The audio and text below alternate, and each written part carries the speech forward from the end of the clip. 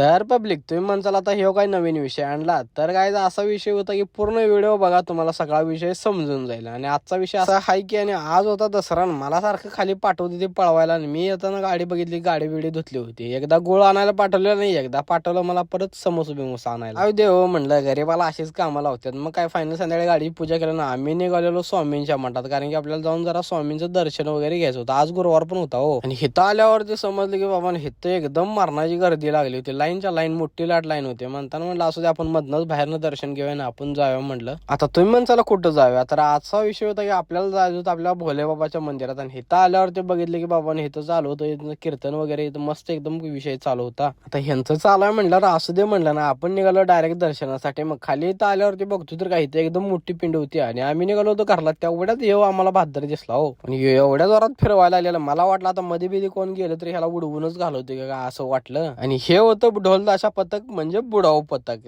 याला म्हणलं खटाखन वाजवत होती म्हातारी सुद्धा, ढेल्यान नव्हती ती वाजवत होती. आणि इकडं मागे यांची लेझिम चालू होती. यांचं चालू असू दे म्हणलं, आपण आता देवीचं दर्शन बिर्शन घ्यायला पाहिजे म्हणलं. आणि मी आलो इकडं मागं देवीचं दर्शन घ्यायला, आणि देवी एकदम खतरनाक विषय होता. म्हणलं आता देवीला काय तर माग्या म्हणलं. आणि इथं मागून बिगून आम्ही निघालो डायरेक्ट आपापल्या घरला. आणि आजचा ब्लॉग भाऊन इथं संपला. आवडल्यावर लाईक करा.